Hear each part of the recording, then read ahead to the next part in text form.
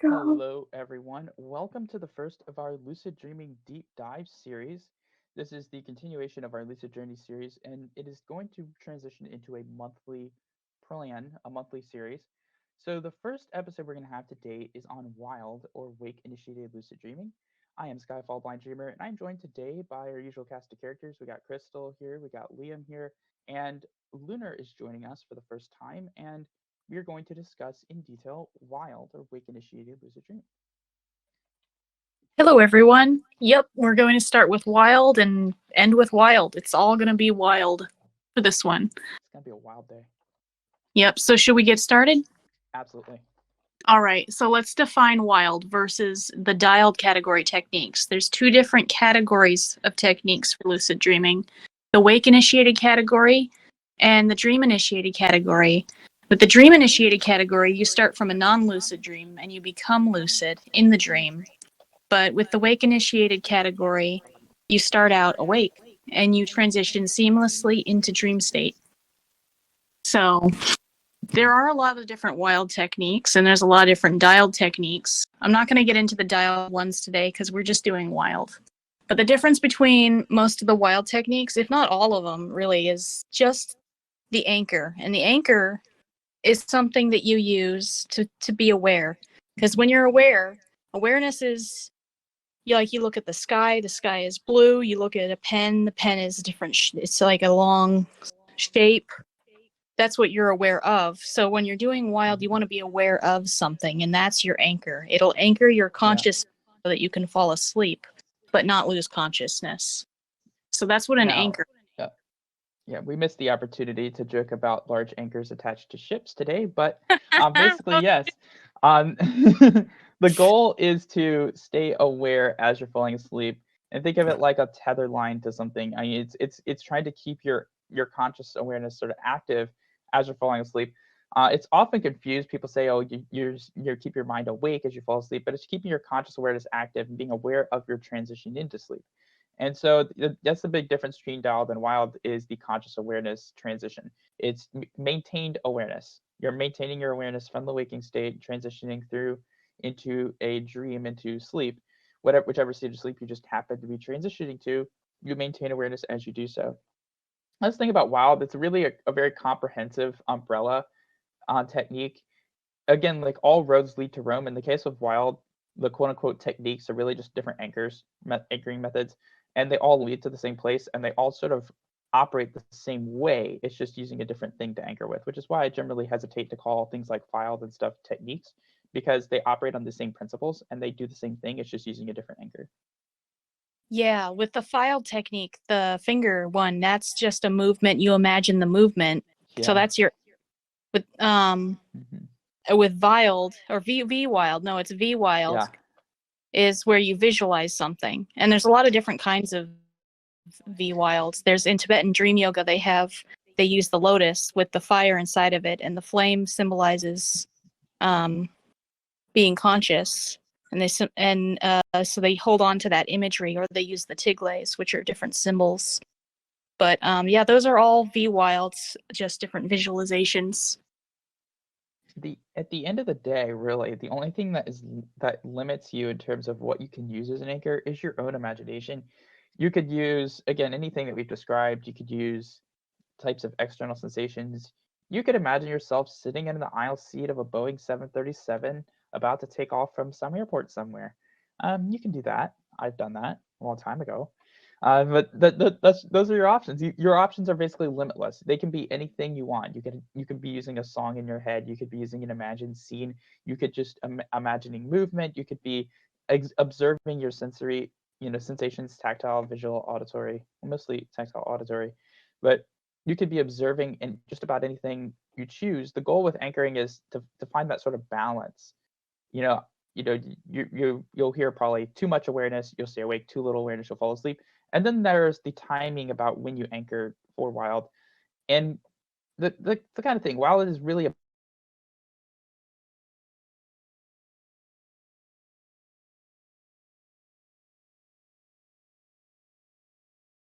right. A lot of guides they mention the balancing, and I want to specify here that the balancing, it's not necessarily going to be a 50-50 balance where if you 50% awareness, 50%. It's more like the lowest amount of consciousness you can possibly have on something. Like you're paying attention to something in your periphery. That works really well for wild because this it's like if you imagine sleep as a veil and you're a little mouse and you want to fit your consciousness through a little hole so it just slips by unnoticed. Because as you fall asleep, you start to kind of dip a little bit naturally. So if you can keep yourself aware during that dip with a very minimal amount of awareness, then you can slip past and stay aware as you fall asleep. So exactly. yeah, so there's three different timings and parts of the wild process too that are really important. Like Skyfall said, you want to anchor at a certain time, but anchoring is not the only part of wild, and there's three different steps, I would say, to the wild process, and you can do different things for different steps, and it'll help progress you through each part of the process just a little faster and easier. The first step is relaxing and getting yourself ready for sleep. So you don't need to anchor during that time. When you're just getting relaxed, if you just do the relaxation part first and then worry about the anchor after, it'll make everything a lot easier. So that's one of the things I want to emphasize in this, and we'll get into that. But we'll have the relaxing and then the anchoring. The anchoring comes after the relaxation. It's okay to do more than one thing at a time, but I find wild just to be a whole lot faster if you start with relaxation, really get yourself ready for sleep, and then you start anchoring.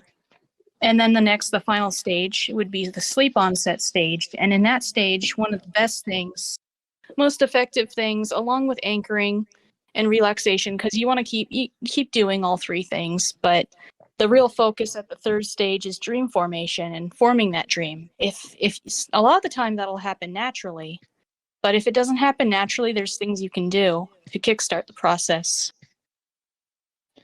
And so, yeah, it is all about sort of that, being, how you sort of balance it out and do things. Because, and this is probably a mistake I've made. If you try to maintain awareness and maintain an anchor when you're not relaxed, falling asleep can be, let's just say, a little challenging, maybe, i.e., my normal sleeping pattern. But so yes, there's a lot about that. I will say part of that is, trying to determine when is the appropriate time to do certain things. So relaxing and trying not to get like too relaxed and just fall asleep unconsciously. You can be focusing on that whole relaxing thing and trying to, keep yourself from overthinking, or try to make yourself physically comfortable and relax. But it is possible at that point to get so relaxed that you just totally forget about everything else, and boom, and then you're asleep. And so Yeah. that's something too. So there's Yeah. a good bit of practice and trial and error to sort of find out, okay, well, when is a good moment to switch to an anchor? And then also, one of the things I would really like to mention, in just underpinning all of like the first couple of parts of this and all up to sleep onset, one of the big killers for me has been anticipation. It's not something really talked about too much. So Yeah, that's not talked about much. And I think the relaxation would probably help with the anticipation, and I'll get into that. But when you're relaxing, one of the things you want to do is relax your mind and not just your body. And that'll help with the anticipation so that you don't feel that as much. And that's what you can emotionally ground so that you don't have so much anticipation for it. And that'll help ease the process a little bit. Yeah, that's something on a personal level that has been the biggest problem for me. And one reason I don't really wild too often. And the other reason being I'm a really light sleeper. And so it's really easy for even something simple like a half a second text tone to wake me up. So I'm a really light sleeper. But one of the biggest things was, almost said I got too good at wild in the beginning, because my first ever wilds were effortless. They were like my 7th and 11th lucid dreams, basically. And so like 7, 8, 9, and 11 were some of my first ever wilds. Like several of those around there. No, I think it was like 3 through 7 and 11. But these were some of these early wilds that I have were really, really effortless. These are over 3 years ago, and it was easy. But I got to a point where I was recognizing when I would transition into a dream, and then boom, I could feel that about to happen, and I would anticipate it happening, and boom, it wouldn't happen because I was too aware and anticipating too much. Yeah, And yeah. that was a big problem. And it's something that can really sneak up on you, because if you're not really familiar with wild and you do it properly, like you do it successfully several times, then you could get to a point where you're noticing when it's happening, and then boom, that anticipation could just sneak up on you, and next thing you know, you're failing again because you're That's actually able to notice when it's happening. Yeah, that tripped me up because my very first wilds were accidental, and I was doing wild for about 20 years without any trouble. And then all of a sudden I joined these communities and I start reading about it.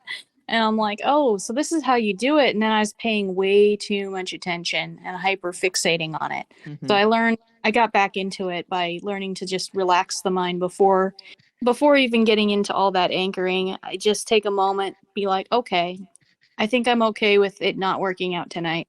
And strangely enough, that helps it a whole lot. And it makes sense because dream formation, wild is a dream formation technique. You're creating a dream from nothing. You're going from no dream at all to dream. So part of that is going to be using dream formation to create a dream, whether you're aware, whether you're doing that consciously or not, you're doing it on some level. And yeah, one of the major components of dream formation is grasping and aversion. They mention this a lot in Tibetan dream yoga. The grasping is the desire, the wanting, the anticipation. So if you can clear that away with emotional grounding, you're going to have a lot easier time. Hmm. So let's talk more about like kind of relaxing and what you can and can't, or what you can do rather, what you should do. Obviously, your sleeping position, it shouldn't be anything forced or unnatural. It should be comfortable for you. What you would normally do that's pretty comfortable, and this would include things like moving around and repositioning yourself, which a lot of people do. There isn't, one of the things, the common myths about wild is that you have to stay still for it, and the reason that's such a big problem for a lot of people is the relaxation aspect. It's if you are not relaxed and you're forcing yourself to stay still, you're actually working at counter purposes to falling asleep because you are increasing tension and you're not actually relaxing yourself.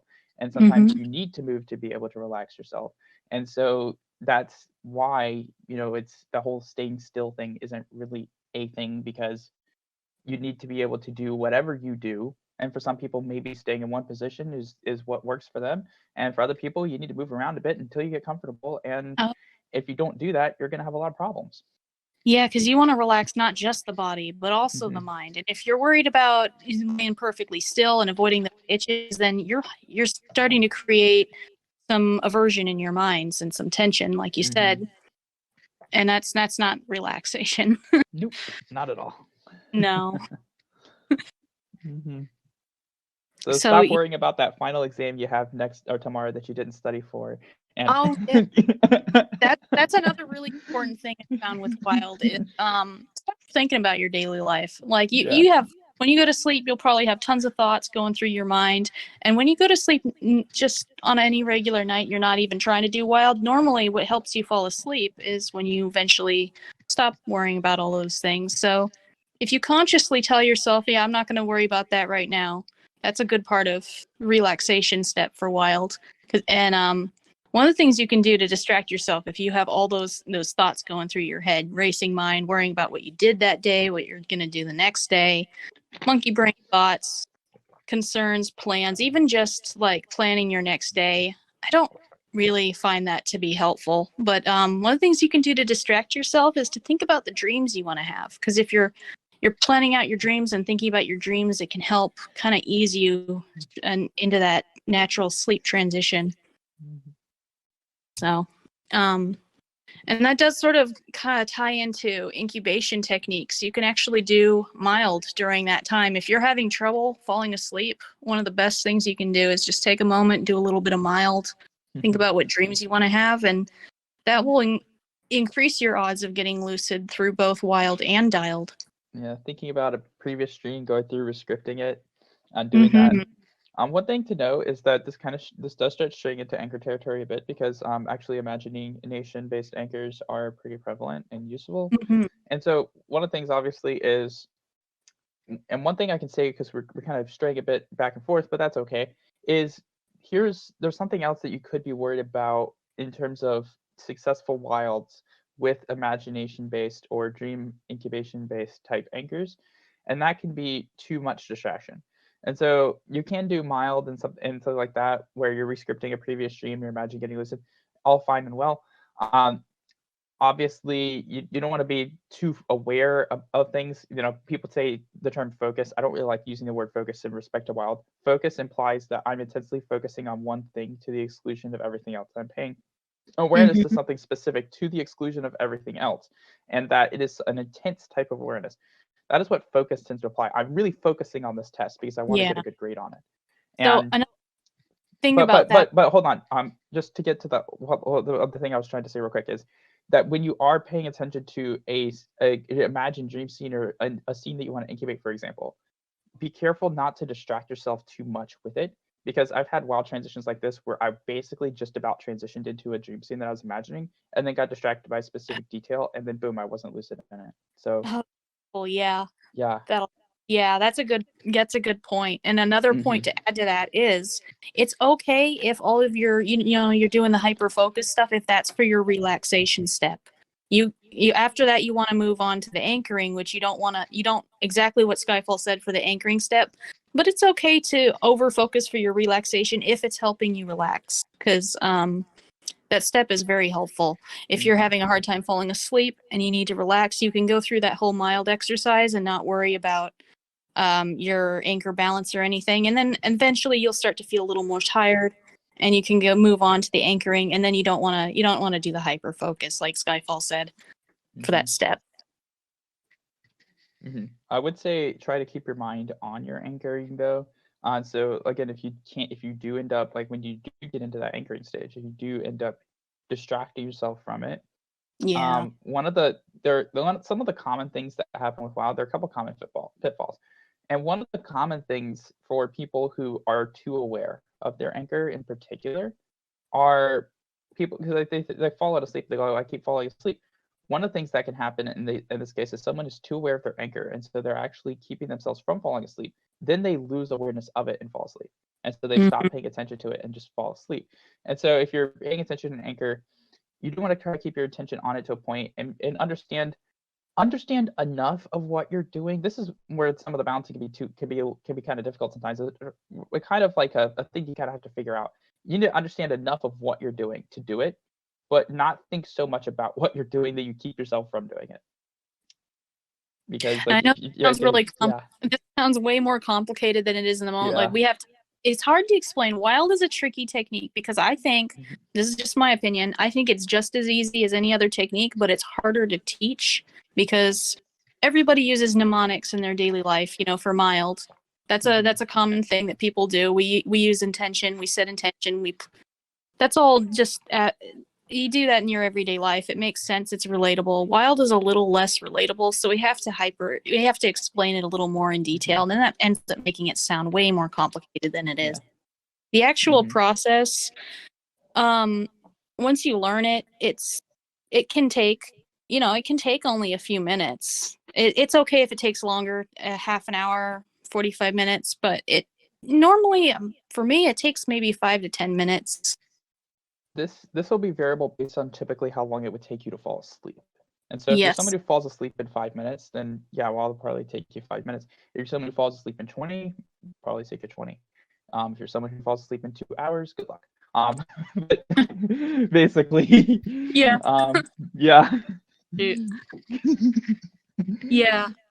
So, I want to get into, there's two different types of anchors that'll behave differently depending on the type of anchor. And those are, it's worth thinking about these kinds of things, because when you're doing wild, you're transitioning from the physical reality to your mental reality. That's the definition of wild, is when you start dreaming, because normally when you're awake, you're seeing through your senses and your physical reality, and then your thoughts, your mental reality is inside your head. But when you do wild, an interesting thing happens. You fall asleep consciously into a dream, and the mental imagery in your head becomes projected externally, like your physical senses. So you're going to be experiencing that transition in real time. And so knowing when that transition happens isn't always clear, but you're going to learn how to identify it. And part of that is the anchor. The anchor that you use can either be one of two things. It can be a physical anchor in your like in your environment, your room. You can be looking at a light, hearing a noise from a fan, touching a blanket. Those are all physical things in your physical environment. These are the things that are going to get replaced by your dream. The other kind of anchor would be a mental anchor, things inside your head, like you're imagining movement, you're imagining visuals, imagining sounds. Those are mental anchors, and those are going to persist into your dream. But another thing worth mentioning here is that dreams can mimic your physical surroundings. So it's if you use a physical anchor like a fan, one of like I think three things, unless I'm remembering a fourth, but one of three things will happen. Either that fan, as you listen to it upon sleep onset, it will either continue and you'll continue to hear the noise, but it won't be your fan anymore. It'll be a dream version of your fan. And the transition could be completely seamless. I've had this happen with Oh yeah. lights. Especially. I'm in a room, I'm asleep, fall asleep with Wild. I open my eyes in the dream, the lights are still on, and then I open my eyes and I wake myself up, for real, and it turns out the lights were turned off, but I wouldn't have known because I was dreaming about my room with the lights on, but it looked identical.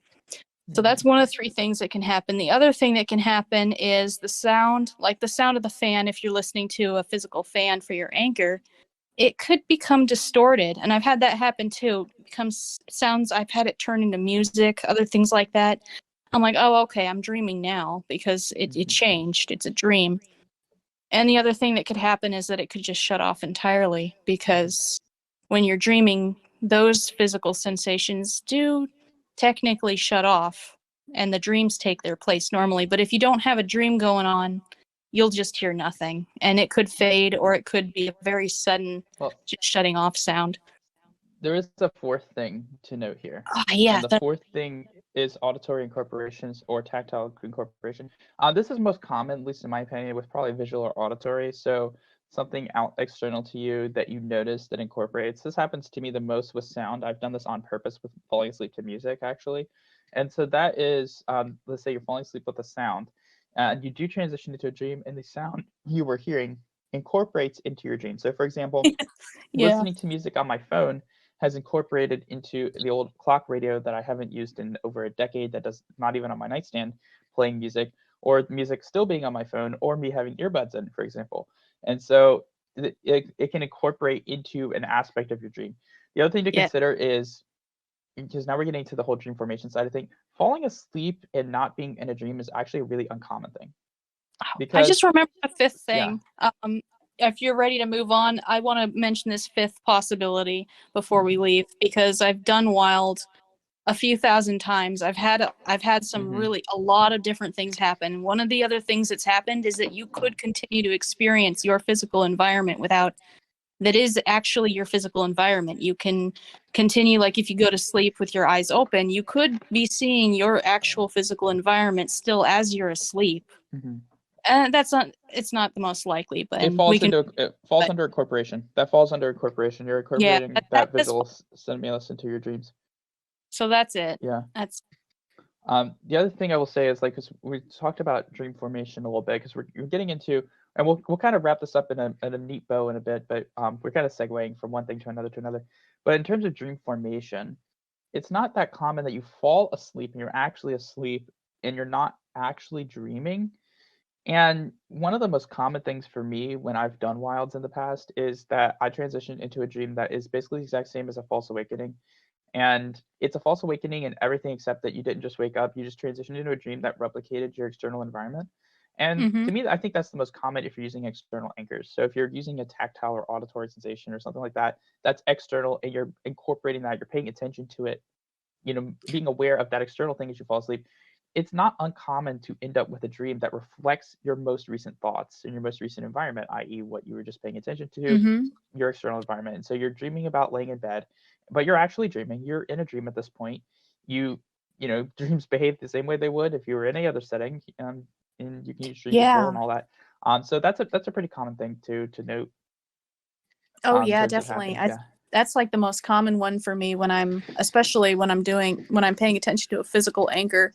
And I think that's a lot more common than people realize. I think a lot of people succeed with Wild and they don't even know it.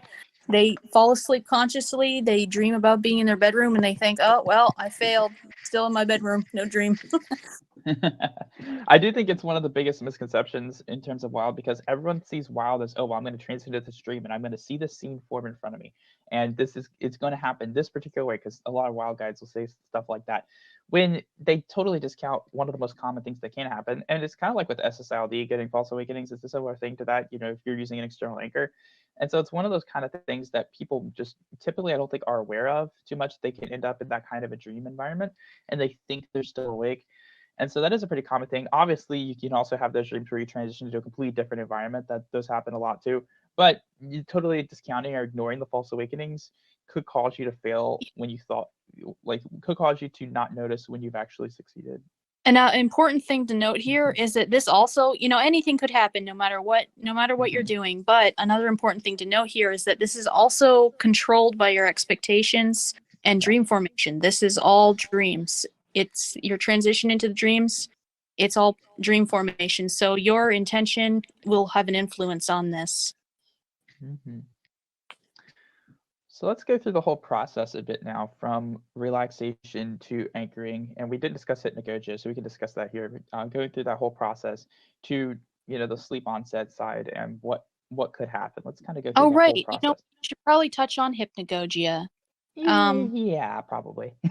Yeah, because hypnagogia is something where a lot of people don't realize it is technically a dream. A lot of times it's referred to as hypnagogic hallucinations.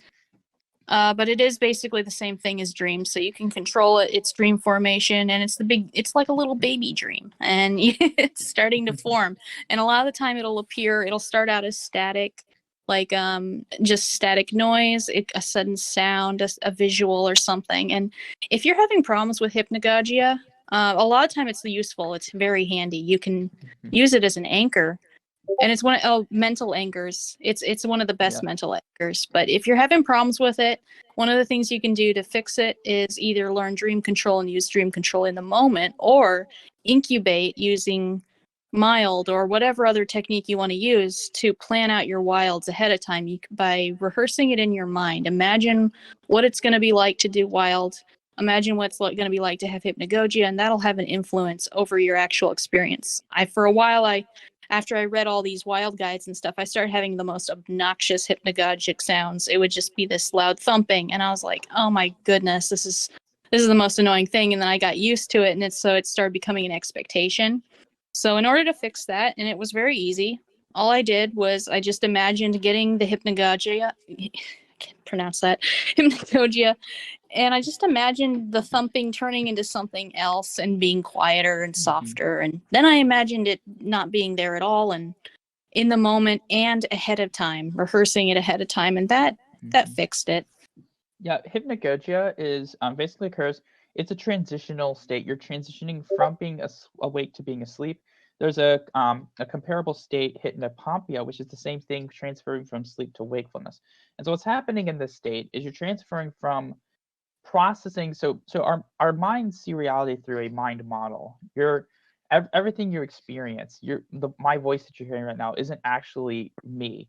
You're hearing a translation. Well, to be fair, I'm talking into a microphone, which is translating what I say into electrical signals, which is then being translated to radio waves, which then goes to my router, which then becomes another electrical signal, bounces all around the world to do the internet, comes to whatever you're using for your computer, is translated into audio by your speakers or headphones. Then it goes into your brains, translated back into electrical signals, actually through vibrations in your inner ear, then becomes an electrical signal, then goes to your brain, and it's interpreted as the sound that you're hearing. And so you're getting quite a few different translations off of the original here. And I think it's kind of the point to note that when awake, what you're experiencing is a mind model. But when you're transitioning into a dream, you're becoming less reliant and less observant of those external senses. And so, yeah, as your mind is developing this sort of model of your experience, you're becoming less observant of your physical senses. And so you start generating content in its place. It's the same thing like for someone who's put in a sleep deprivation tank, they can hallucinate and have sensory hallucinations. And in that case, not sleep deprivation, excuse me, sensory deprivation tank. Sleep deprivation is something completely different. Sensory deprivation tank, some people put in that. It's designed to basically deprive you of your senses. And people will hallucinate in that environment because they don't have those external senses informing them of what they're experiencing. And so the same thing is kind of happening here. You're transitioning into a dream, you're transitioning to sleep, and you're having these sort of hallucinations because you're transitioning from how your mind is sort of processing and perceiving data, and it's going into fabrication of its own sort Right. of environment. And so these are extremely malleable, just like dreams are. Mm-hmm. The awareness balance does kind of matter here though too, in terms of like if you're trying to do too much with the hypnagogia in the moment. I've noticed from my experience that trying to do too much with it can keep me from falling asleep. I kind of see Yeah. controlling hypnagogia like directing the flow of a river. When I'm controlling hypnagogia, I'm not trying to specifically tell it what to do, but I'm trying to guide it in a direction that I want it to go. Yeah, the hypnagogic stage is not Mm-hmm. really a dream entry. It will evolve into dream entry, but I Mm-hmm. mean, give it a few seconds, give it a few minutes. It's still working on it. And I want to make a point here that this is not the same thing as sleep paralysis. A lot of the time, Nope. people mistake the hypnagogic stage for sleep paralysis because of the hallucinations and because sometimes your body can go a little numb. But this is this is pretty different from full-blown sleep paralysis, which doesn't normally happen at the beginning of the night, especially not for people who don't have chronic sleep disorders. But Also, yeah. sleep paralysis does happen either in the hypnagogic or hypnopompic states for the people who do get it. And so that's another way it can be kind of confused, because the hallucinations actually are kind of the same in the sense that they are hypnagogic and hypnopompic hallucinations that people with sleep Mm-hmm. paralysis experience, because they are experiencing that during their hypnagogic and hypnopompic Yeah. conditions. So that's another thing to notice. But sleep paralysis itself isn't a common thing for most people to experience. It is in fact a kind of a sleep disorder. It's not really a normal thing. Some people have it and some people are prone to getting it. um, about 10% of the population is kind of prone to it for the most part, not a Uh, not really high percentage of people. I So did have yeah. that for many years, and I managed to use lucid dreaming to resolve it after several decades. But one of the differences I've noticed between the hypnagogia and the sleep paralysis is that the sleep paralysis, the hallucinations are much more solid, whereas hypnagogia, you might get some static, you might get maybe a few figures or something, some solid object here and there. But with sleep paralysis, it's much more fully formed. Like instead of feeling static, you might feel a solid hand, or instead of seeing lights, you might see a figure. So sleep Mhm. paralysis tends to be a little bit more Yeah. deeper into the dream than hypnagogia. And it kind of depends on the sleep stages too, I think, possibly because you can transition into, for example, N1. You don't have to transition to REM sleep initially. You could transition into N1 sleep, for example. So at the beginning of the night, it's N1, Mm-hmm. N2 are more common. You can dream in N3 though. Those tend to be the hardest to remember from at least the studies that have been done on just remembering dreams and sleep stages. That N3 is like the hardest to remember. And then of course REM sleep, which sleep paralysis is really basically a misfiring of REM atonia. And REM atonia is basically this paralysis that we have during REM sleep because that's when we have our most vivid dream experiences. And so that sort of muscle paralysis, it helps keep us from moving and acting out our dreams. There's actually a sleep disorder for people who don't have REM atonia. It's called REM sleep behavior disorder, where they act out their dreams, and that's actually dangerous. So this is actually a survival mechanism. When sleep paralysis happens when this mechanism either fires prematurely, so you become paralyzed but you're not properly asleep yet, or Mm-hmm. doesn't wear off before you wake up, and so you wake up and it hasn't worn off yet. And so that's Yeah. really how sleep paralysis happens. It's just things not working as they are And supposed to. I want to make a note Mhm. here because I've had many decades of too many decades of sleep paralysis, but I want to make a note here that you're not trapped inside your sleep stages. I know there's a lot of talk of, REM stage, different stages and everything, Mhm. but we are, as a species, we are physiologically designed to be able to wake up. If there's a threat outside or something wakes you up in the middle of the night, it doesn't matter what stage you're in. You can technically wake up. So part of getting out of that rematonia and sleep paralysis is learning the mental mechanism behind waking up. Letting go of the fear is going to be a major part of that. And with hypnagogic states, you generally aren't going to have that. It's a different thing. But if you Mhm. do have sleep paralysis, you're not trapped in it. And the best way to deal with it is step one, kind of alleviate your fear and Relax yourself. Yeah. relax. That's a good way to Mhm. deal with it. But Sweet. yeah, anyway, so the sleep onset, did you want to move on with that? And then probably just a second. Just so Okay. yeah. Because yeah, again, just like with dreams, these types of hallucinations are controlled through our perceptions, whether they're hypnagogic hallucinations or for the few of you who are listening who may experience sleep paralysis, any type of hallucinations that you could have during any of these experiences, they work the same way dreams do through our perceptions. So what we most strongly associate with happening in a given moment, what we're thinking about, our emotions, our beliefs, and our mindset are, some of the things that kind of influence and control these types of experiences the same way dreams do. So that's how you control hypnagogia. That's how you can control these types of hallucinations. And that is kind of a useful thing because we talked a little bit about controlling hypnagogia, and you can control hypnagogic hallucinations that way. And so I think it's Mm-hmm. kind of important. And the goal is, regardless of what anchor you're using, if you're using hypnagogia as an anchor, if you're using an internal anchor or an external anchor, the goal ultimately is that you do transition into sleep. Whether or not you notice hypnagogic hallucinations, you do transition into sleep. So now we're getting to the sleep onset side. So there's the segue. Okay, yeah, good segue. Yeah. So sleep onset. Okay, this one's fun. There's going to be there's going to be a process for sleep onset, and it's going to feel gradual. You'll start to feel signs, but there's a really distinct moment, at least in a majority of my experiences and what I've heard of other people, where sleep onset really hits you. And you might not notice this if you're engaged enough with your anchor and your dream. Sometimes sleep onset isn't noticeable, but if you're looking for signs, you might notice things before it comes. There might be a hypnic jerk, which is a body movement that's suddenly involuntary. Sometimes you could make a mumble, or just something comes out of you that you just did not expect. You mumble or make a sound. You might feel your body temperature go down a few degrees. Might suddenly feel a little colder. That's normal, and can even be used as an anchor.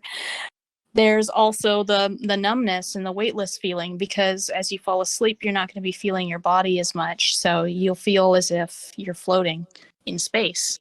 So that's a really cool. Those are all really cool sensations that are completely normal. And when you feel those, and you're also going to notice that if you're focusing on a mental anchor or really any kind of anchor, it's going to become, if it's not already fully vivid, it's going to increase in vividness as you fall asleep, just naturally, most likely. Mm-hmm. So, And there are a few things that can happen in sleep onset.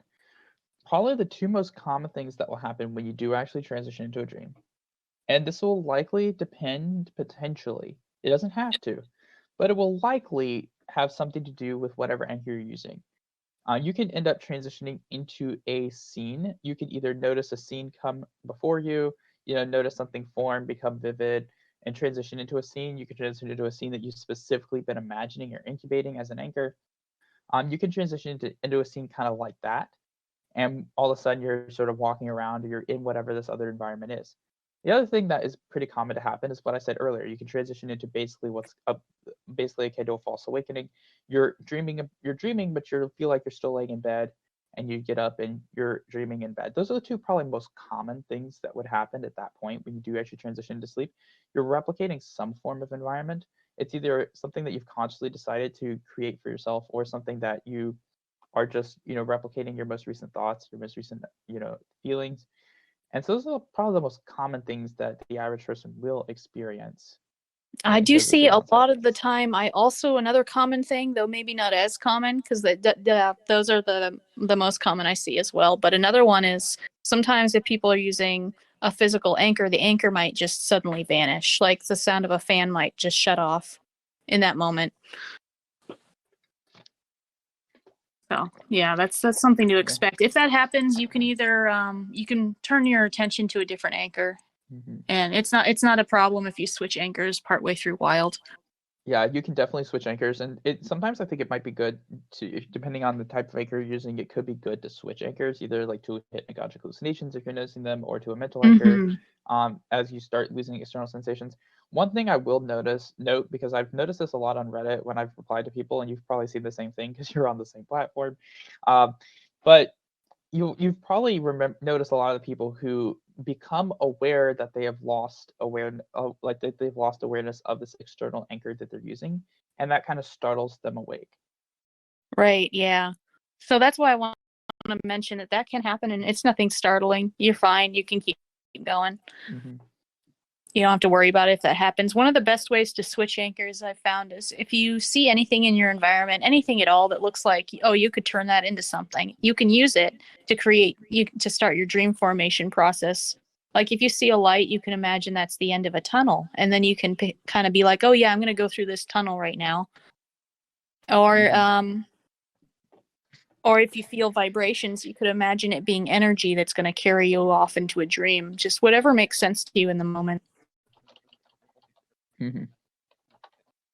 And that's where a lot of dream formation comes in handy. Dream formation is extremely useful at sleep onset. The sleep onset stage, that's when, because a lot of the time you'll naturally have a dream start on its own, but sometimes it doesn't. And you can just start it yourself with using dream formation techniques and dream control. Like schematic association is what I described with the tunnel. Schematic association is everybody has this mental framework, these little webs of ideas connected in our minds. Lights sometimes are connected to tunnels. So I'm connecting that idea of I see a light, I'm connecting that idea with travel. And travel will help dream entry move forward a little more and help dream formation because it feels like an act of travel. It's just how our minds visualize it. Yeah, as soon as you talk about travel, I'm imagining myself on a train or plane somewhere. Yeah. Yeah. That is my MO. Looking forward to actually flying out of here a couple weeks from now. But yeah, you can sort of find yourself transition that. The one thing I would probably be think about, and some people might notice this, is try not to overreact in a sense. I think the issue is like for the people who I've noticed this with, who are using an external anchor and then they lose awareness of it, and then they become aware they've lost awareness of this external anchor. It's almost to me sounds like an overreaction. Okay, oh my god, I lost awareness, and then you snap out and like, and that can be it's the same kind of pitfall as anticipation. Oh yeah, and It's the same kind of pitfall. One of the best solutions to that is just knowing that it's okay. It doesn't matter, and you can go right back to doing what you're doing within seconds. I've had a lot of experiences where something I've realized with wild is if you wake up during wild process, it's easier to do the second time, and then if you wake up again, it's easier to do the third time.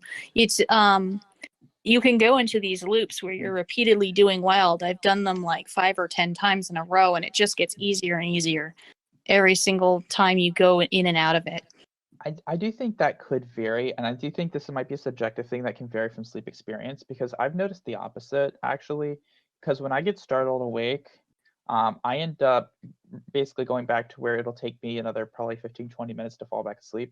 So it doesn't actually really get easier for me. Well, that's the key word there is startle. If you wake yourself up too much, that's definitely gonna be different.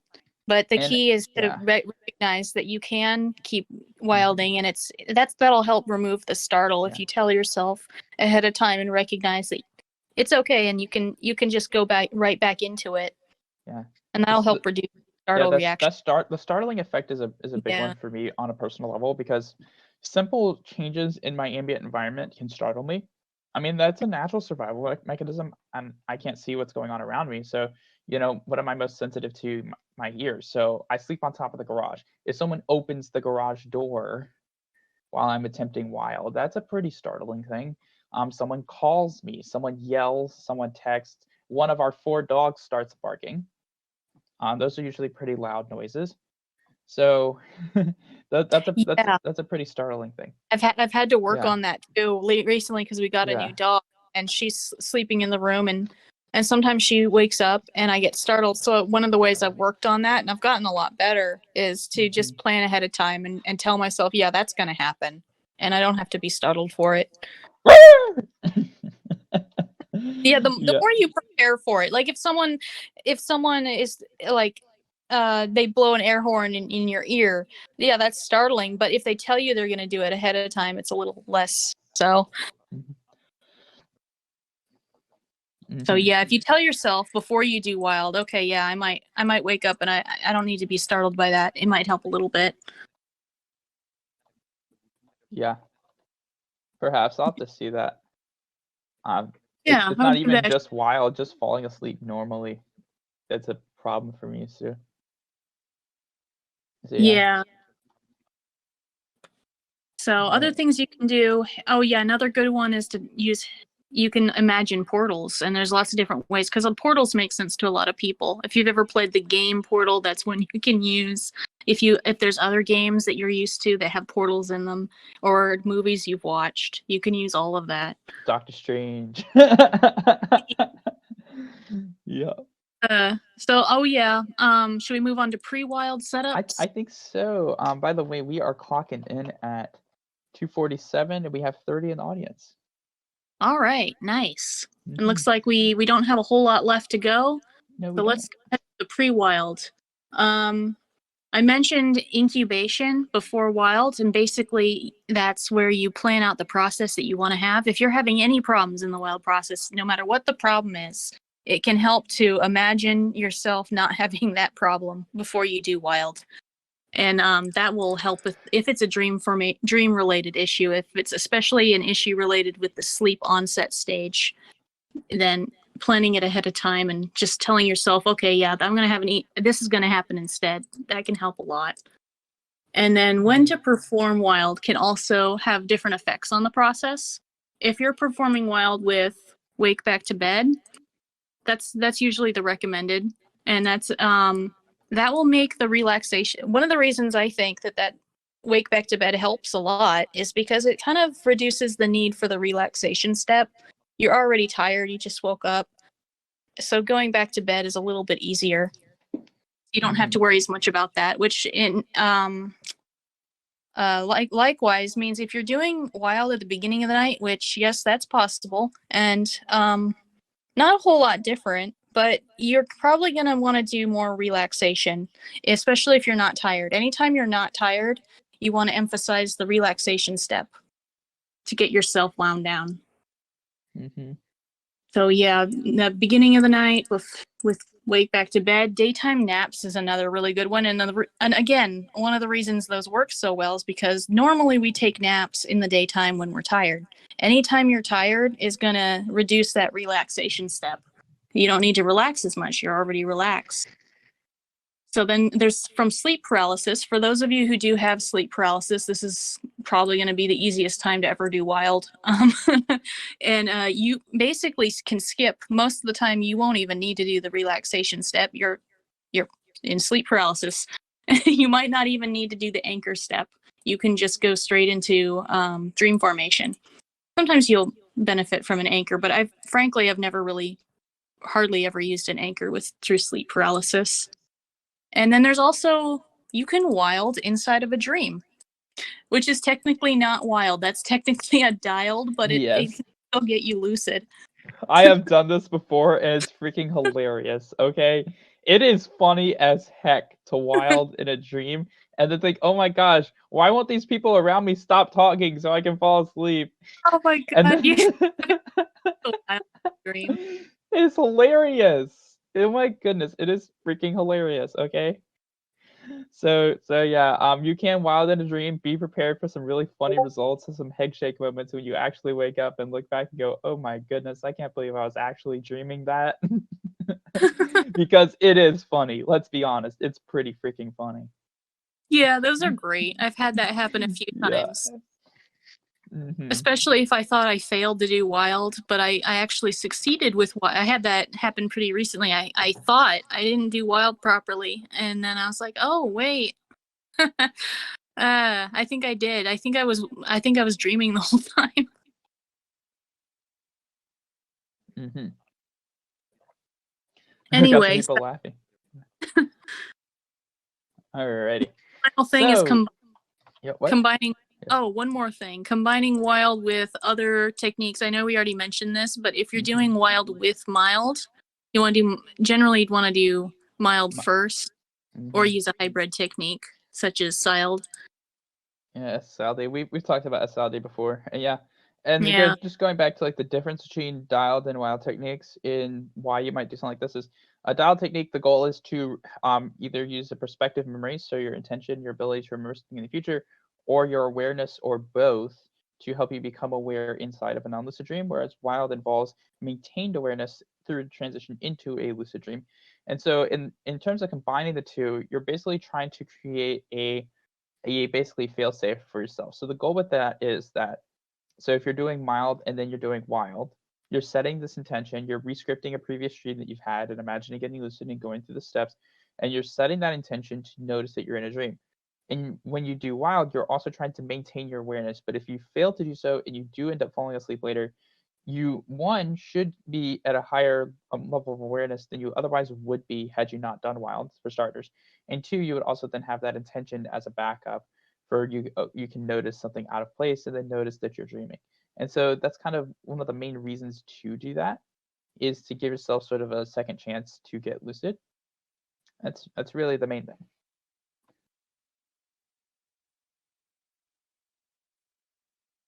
Mic drop. Okay. Hello? Oh yes, You those techniques do stack well. The mild and dialed, wild and dialed techniques. If you pick one from each or use a hybrid, you get the effects of both. Although I probably wouldn't go as far as to use mild as a wild anchor, and the reason for that is mild does tend to involve a sort of higher degree of focused awareness than Yeah, you may want in a wild anchor. And so that one, I'd say doing it first and then doing wild. yes, doing it first and then wild if you're not tired. If you're very, very tired, I found that you can combine the two and seamlessly transition that way much easier. And again, a lot of what we said about the amount of awareness you need does depend on how quickly you can fall asleep, and if and like how easily, not just quickly, how quickly and easily you can fall asleep. If you're someone who's a heavy sleeper who can fall asleep easily, you may want something that gives you a little bit more awareness, that is a little bit, that takes a little bit more awareness to maintain and to pay attention to.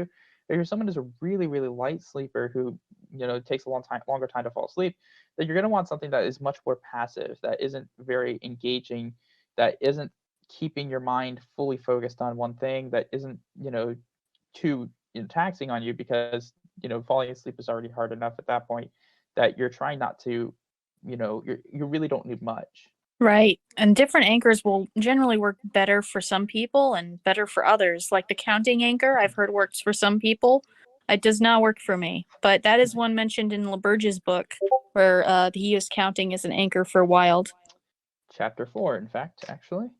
Again, the final note on wild in that sense is that ultimately at the end of the day, anything you can do for wild is just a different means of typically anchoring to get there. And wild does involve a great deal of experimentation. So I can't sit here and tell you what's going to work for you individually as a wild anchor. We can't really do that because we're not you. And so if you're doing this at home, you're going to want to ultimately experiment. There's likely going to be a good bit of trial and error with that. Your goal is to find something that can work for you, and it may take you some time to do that. You may run into some of the pitfalls and things that we've talked about. The goal there, though, is to find an anchor ultimately that works for you. And you find something that works for you, then making it a consistent practice to try to get consistent results. The other thing that we didn't really talk about much is DILD, but we did mention it in one of the Lucid Journey videos that we did. And so DILD, of course, is a specific method of viewing wild where you're waking up from a dream. You're in the hypnopompic state, actually. You're not fully awake. And so then you're more easily able to transition back to sleep. And so it takes out a lot of like the relaxation work and really just leaves you with a little bit of anchoring and falling asleep. And one of the things you can do to practice, especially with relaxation, is when you wake up from whatever, anytime you wake up in the middle of the night, you can practice this. Is try and stay relaxed. You feel yourself waking up, but you don't wake up fully. If you can stay in that state, it's going to make dialed a whole lot easier. How do you pronounce that? DEILD. Daled. Yeah, That's how I call it. Daled. My screen reader and I Yeah, get along there. Yeah. dialed. That's confusing because it's not actually dialed. It's not the dream initiated. It's the the dream exit. Yeah. Dream exit initiated, which is more of a wild. It's not more of a wild. It is a wild. Yeah. No, it is, Yeah. because you're maintaining awareness into a dream. So yeah, that is a wild. That's wild, and you can actually re-enter the same dream with that. You don't have to stop your dream. The same dream. I've told my dream characters, "Hey, I'll be right back. I gotta go use the bathroom." That's actually fine. Now, at that point, if you're gotten up and used the bathroom, that's not actually Daled at that point. Dilled is very Yeah. specific thing. Dilled is very much using the hypnopompic transition state. And if you got Mhm. up and gone to the toilet, you're no longer in that transition. You're awake at that point. And Yeah, so I so should in yeah, it's wild a more same classic wild at that point. You may have a bit more sleep inertia if you're somebody who can fall asleep easily. You may have some more sleep inertia by not being very active when you wake up, and it may be easier to do wild, but it's not Daled at that point. I will say like Daled a lot of times when I've done it, and this is actually where a lot of my wilds come from. Probably most of them at this point, or a good chunk of them. I basically just as I'm waking up, I just keep imagining going through that dream as if I wasn't awake yet, and then Yeah. I just it just bridges the gap back into it, and then I'm back in there. And so that's That's typically one of how the best. those go. Yeah. Yeah, that's an incredible way to do it. That's always my go-to is whenever I wake up, I'm just like, okay, I'm thinking about my dreams. hmm Yeah, and that kind of helps. And so, do we have anything else, or do you want to go into Q&A? That's about it. All right, I already have someone who wants to talk. Mario Kart game. Member with roles, and they didn't show anything. I'm gonna invite them up. We are going to have okay. Yeah, we are going to have our Q&A. Let's see. Good presentation, by the way. I wasn't listening like 100% of the time, but it was like really good. So great. Thank you. So I have a question. Like, how do I lucid dream? You become aware that you're dreaming while you're dreaming. I just don't know. This is my first time lucid dreaming. Oh, is this your first? Are you new here? Yes, I'm When new. did you join us? It was probably like yesterday, cause Oh, dang. I watched y'all on YouTube, so I clicked on the Discord link and then I Well, joined. welcome to the Dream Cafe. One thing I will let you know in advance is, unfortunately, a lot of what is on YouTube, with respect to lucid dreaming, has a lot of inaccuracies to it. And so the first thing I would generally point you to learning lucid dreaming, because you basically just ask the question of questions. It's like asking what is quantum physics to Stephen Hawking. You're going to get a very, very, very long answer. So what is like how to lucid dream? Basically, I would start off by having your reason for doing it, your motivation, what you want to get out of it. Then learn dream recall. So be dream journaling, setting intentions to remember dreams before bed, reviewing journal dreams before bed, then dream delving immediately when you wake up. And then research techniques. So, daytime awareness techniques like SAT or sporadic awareness technique, and night practice techniques like mild, SSLD, and wild, which we have discussed today. And then once you've decided on a routine, practice consistently for at least a month before switching techniques, because lucid dreaming is skill training. And so techniques aren't recipes to give you immediate results. Techniques are ways to train elements that are related to the skill of lucid dreaming. So you're either training your awareness, you're training your perspective memory, your ability to remember things in the future, or it's usually one of those kind of things. Your awareness, your critical thinking, your perspective memory. It's one of those things you're typically training. And so we have a great resources channel. I would really advise you go and read what we have in there. There's a lot there. You don't have to do it all in one day. Take your time and take some time to learn it. This is a skill training process, so it's probably take some time. And if you have any questions about anything, feel free to ask. I will say you're probably going to end up unlearning several things that you have learned already, just because there's a lot of inaccuracies on YouTube, and that can't be helped because it's already there. So I will just say that up front, that there's probably going to be a lot of things you thought you knew that turned out to be incorrect. I don't know exactly which videos you watched. I just know that there's only a small number of them that are properly accurate. So there's a Oh, really good chance you've run across some common okay. Okay, misconceptions. but here's the thing. I want to lucid dream, but I'm scared that I will have sleep paralysis. You won't. Have you experienced it at all in your entire life since now? No, it's my first time trying to lucid dream. Well, Like, your likelihood of experiencing sleep paralysis isn't based on lucid dreaming. It is a thing you're either prone to getting or you're not. No lucid dreaming techniques cause or require sleep paralysis. oh, That's one of the most common misconceptions that I was mentioning earlier. I just made my list about how to like. I just made my list about lucid dreaming and what I could do in my lucid dreams. Okay, I just made a list. awesome. That is a good thing to start with, having a good idea of like what you want to do, what you want to get out of it, maybe some goals that you want to accomplish. And again, there really is a lot to learn here. And I don't think I can answer it all here today, just because if I wanted to, I'd be talking for another 2 hours with you probably. So there is a lot to take in, and you don't have to rush it. Take your time. read what we have in resources. If you have questions about anything, if you're having trouble understanding anything, ask. You will get an answer. And just take your time with it. You don't have to do it all in one day. No one's expecting you to do it all in one day. So just take your time, learn at your own pace, and ask any questions you have about anything that you're reading or learning about. Oh, I know, because what time should I do? Because my time here is 2:02 p.m. So what You're time in should I do Central. it? You're in Central Time. Well, I would recommend researching during the day, obviously, because whenever you have free time at your disposal, that's time you could be spending learning lucid dreaming related stuff. And then you can practice daytime awareness techniques during the day, like sporadic awareness techniques. You can practice that during the day. So that's something you could learn to do pretty easily. Dream recall. So before bed, you would review your dream journal. You'd set intentions to remember dreams. If you don't have a dream journal yet, then you can't really do that step, but you can do that once you start getting one. Then when you wake up in the morning, you do what's called dream delving, and then you journal your dreams. Both of those are discussed in the resources as well. At night before bed, you can do techniques like mild or wild or SSLD. Also during awake back to bed or a nightly awakening, you can do those as well. Again, we have information and resources for all those things. But that's the thing, I don't remember my dreams.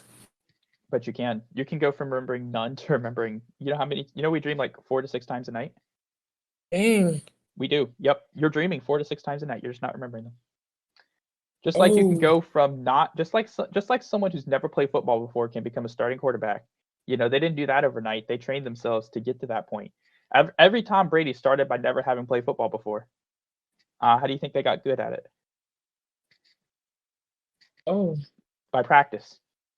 They practiced, they trained, and they got good at it. So you can do the same thing here. Just because it's a mental skill, it doesn't mean it's any less of a skill. You can learn dream recall. You can train yourself to remember your dreams. It is a doable thing. I'm practice later whenever it's nighttime. I'm gonna practice when it's nighttime. I'd really recommend reading up first because there is a lot to learn. And so again, if you have questions, feel free to ask any specific questions. So where do I read it? So you see up at the top, do you see the resources channel section up at the top of the server? It should be, I believe. Hold on.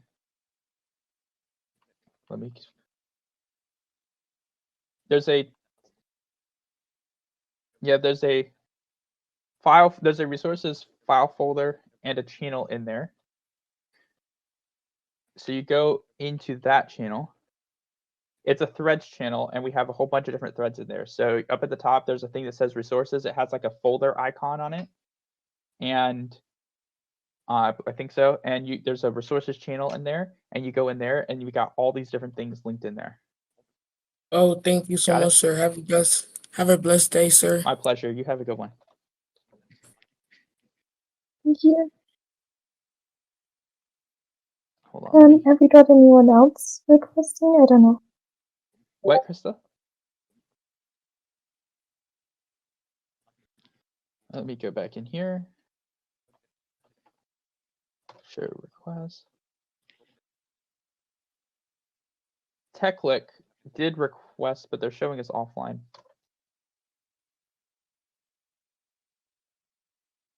Did they get on stage?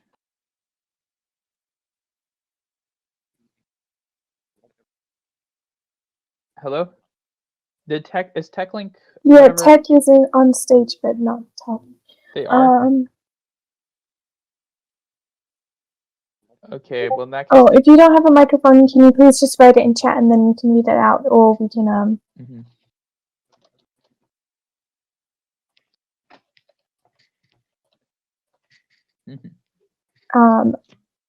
you could get someone else on stage. No. If you don't have a mic, don't raise your hand ideally, because it's just kind of pointless. Yes, raising your hand is specifically for people with microphones to come on stage and ask questions. Okay, I invited the next person. Hi. Hello, welcome. Thank you for joining us today. What would you like to ask us? No problem. So, just to preface, I'm a little bit ill. So if I sound off, that's why. I've been lucid dreaming for about 1.5 years now, and I've been really enjoying it. It's a bit of a weird sensation, but I've been enjoying it. But since then, I've had some complications, and now I sleep with basically a fan which rattles around, and I also have to sleep with rain noises by the side of my bed. How is that going to affect my lucid dreaming, and is there any way I can use that to help me lucid dream? Okay, so first off, thank you for joining us today. Hope you get better soon, and good to hear from our friends across the pond.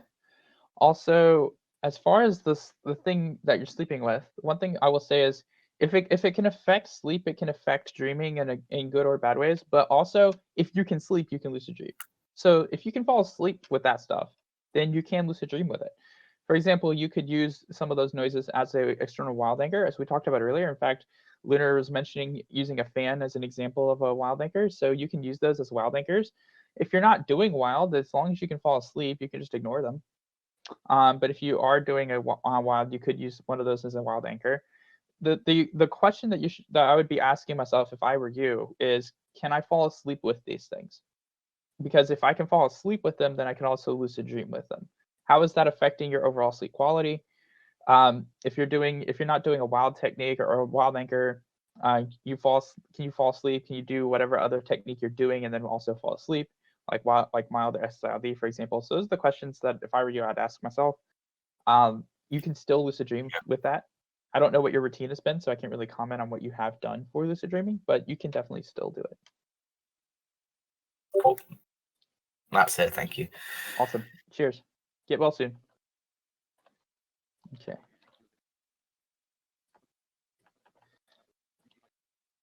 Can someone handle moving people back to audience? Awesome. Cubic Guy, you are up. Welcome.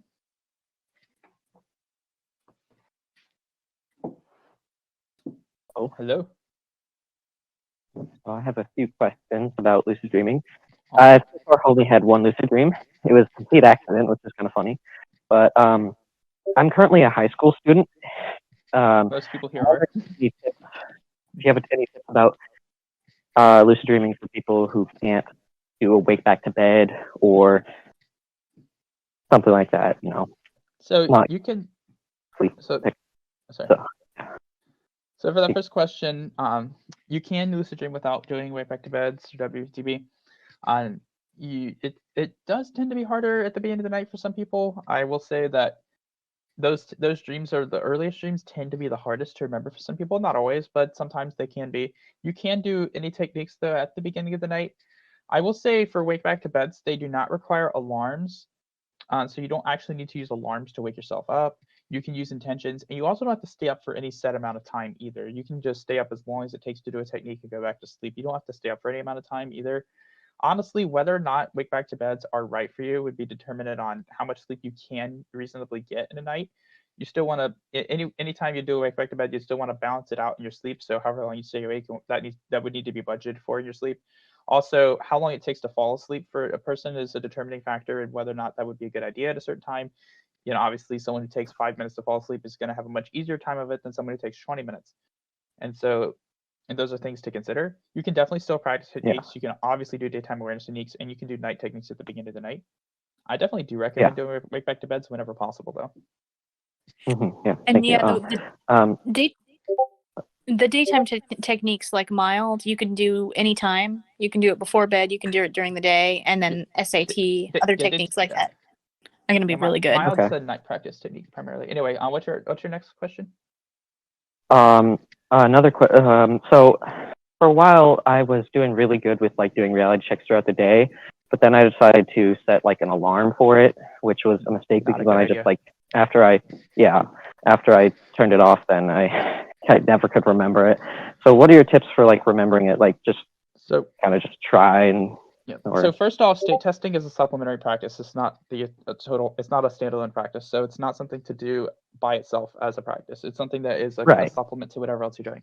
Never use alarms or external reminders like that, because all that does is make the practice mindless. The practice should never be mindless. It requires critical thinking and present moment awareness. And so do it whenever you remember. You can set intentions to remember, or do it when you notice something that seems a little out of place or something that's unusual or not normal for you. That'd be a good time to do state testing. or whenever you remember to do it as part of a daytime awareness practice in general. So like if you learn sporadic awareness technique, rather than just by itself. Right. And another thing, since it takes me so long to like fall asleep, because it usually takes me like around like 45 minutes to an hour. What techniques do you think would be a good idea for someone like me who has a lot of trouble focusing? Because like wild would be probably really effective for me, I think, because I have noticed myself accidentally doing wild before, but since it takes me so long to fall asleep, I just get like distracted within like 5 minutes or so. Yeah. Again, if I were you, I would do the mild during that time, and then Okay. the wild in the daytime practices. So yeah, you familiar with mild and how it works? Yes. Yeah. What? Yeah. Okay. Yeah. Because I just want to make sure, because I don't know where you've learned it before, but there are a lot of misconceptions around it. So. Right. But yeah, you can do that. You can do that for like 20 minutes or so, or until you feel like you set an intention. You could always try wild afterwards. Again, we talked a bit about wild here. Is it shouldn't be something that you intensely focus on. And I'm a light sleeper myself, and so intent and focus is not the right word really for that. It's more you're maintaining an awareness of something. But again, when we talk about the anchoring step, that comes when you've already kind of relaxed a bit. So it'd be closer to when you would typically fall asleep, not something you're doing the entire time. Yeah, that makes sense. What I mean by getting distracted, I kind of like my mind just goes off on a lot of tangents, and I just know what that's like. lose my intentions. Like, what's my ask question? I haven't done this before, but I have heard meditation recommended for something like this. Yeah, I have tried that before, and it did help a little bit. Yeah. There's another thing. Oh, and another thing. Oh, you go. Oh, your mind wandering. It's okay with wild if your mind is wandering, as long as you're maintaining awareness of what your mind is wandering to. Okay. Yeah. That should help, I think. So, and my last question, what do you have any tips for like recognizing a dream? Because the one lucid dream I did have was extremely unrealistic and like perfect spawning grounds for just reliving that dreaming. So what are your tips for like things to look out for? So maybe first off, remembering your dreams, obviously. Right. And then that's one of the cool things about wild is it's a really good way to go look through and find dream signs. And I'm not just talking about the recurring ones either. I'm just talking about any dream sign. So dream sign is anything out of place in any way. So if you go back through a previous dream, you should be able to find some dream signs, something that wasn't completely normal. Like, for example, hearing a whole bunch of British accented automated announcements in an American airport, for example, isn't exactly a really For what? Oh, I'm talking about a dream from last night. But basically, find something that's out of place in some way. One of the things that journaling your dreams helps with helps you find these dream signs, as well as when you review your journal, you can look for recurring dream signs. So these are themes, patterns, or specific things that repeat themselves throughout your dreams. So say, for example, someone dreams frequently of travel. Then, like for me, travel is a recurring dream sign. If I'm traveling somewhere, then that's a recurring dream sign. Someone dreams about school, for example, regularly. That would be a recurring dream sign. Or dreams about a specific activity or an event or has a certain theme. So those are things that people can look out for as far as recurring dream signs, but just noticing dream signs, basically learning to be aware of when something is out of place in some way. And mild is a really good way to do that. You can train yourself to, here's a dream sign, here's something out of place, and train yourself to rescript a dream and imagine getting lucid. And then just, when you go back through your dreams, record your dream signs. Like, what dream signs did you notice in this dream? What things were out of place in it? So those are things you can do as well when you're journaling your dreams. So I guess that means I'm probably going to have to get a lot more dreams in my journal, because so far I haven't been great about dream journaling. I mean, for like a week or so, I was writing down dreams left and right, but now how many dreams a night do you typically recall? Usually just one, or one night I did have two. That is on the low end of recall. We typically dream around 4 to 6 times a night. Yeah. So well, I definitely think improving you recall is step one. Improving your recall is step one for lucid dreaming. Yeah. Well, thanks for answering my questions. My pleasure. Also, are you Canadian or West Coast by any chance? Oh, I'm in Arizona. Oh, Arizona. Wow, you do not sound like Arizona, but I've only been there once, so I can't really say. Yeah. All right, have a good one. Yep, you too. Thanks. Right, we have Wick. Either related to John Wick or he's on. Hello? Okay, hey Wick. Yeah, related to John Wick. Yep. So I had a few questions. All right.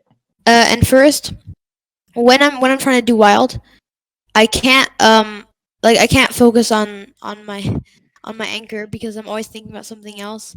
And I've tried meditating, but it doesn't really help. Have you tried making the other thing you're thinking about your anchor? No. No, I haven't. Okay, be a well, good way to that's go. typically my go-to for that. Also, yeah, making just your anchor doesn't have to be one specific thing, and it can change throughout the process as well. And so the goal is just to keep yourself aware of what's going on as you fall asleep. So even if your mind's wandering and jumping from thing to thing, if you can be aware of that and aware of that as you're falling asleep, then that can be your anchor. It doesn't have to be an intense focus either. A lot of people hear focus with anchors, and a lot of times that gives actually the wrong impression. When you're actually anchoring, it shouldn't be like an intense focus on one thing to the exclusion of everything else. Just maintaining your awareness, just being aware of it as you're falling asleep. All right, yeah. Okay. I had 2 more questions. All right. I don't have a great dream recall, so I remember one dream, and it tends to be incredibly unvivid. So I remember one or two thoughts I have while I'm having the dream. But yeah. That actually fits because one of the biggest things that affects vividness is dream recall. And so what all do you do to help you remember your dreams? What? What all do you do to help you remember your dreams? I mean, I have a dream journal, And I do dream delving normally. all right. When do you do that? When I wake up. How soon after you wake up? Like right after. So I turn my alarm clock off and then. Yeah, like how many seconds would you wager? Oh yeah, like 20 seconds, 30 seconds maybe. And then how do you do it? I just think back to anything I was just thinking of, kind of. You stay in the position you woke up in? Yeah. And you think about like emotions, thoughts, what you were just doing, thinking, experiencing, all that stuff. Okay. Do you review your dream journal before bed? No, I didn't. No. Do you set intentions to remember your dreams before you go to bed? Yeah, but. Yeah, I would really also. I put the reviewing your dream journal in there. I mean, that's one of the things it's good for. Review your dreams, look at them, read them, and use that to also help you set that intention to remember dreams when you wake up. And then, yeah, again, try to delve immediately when you wake up.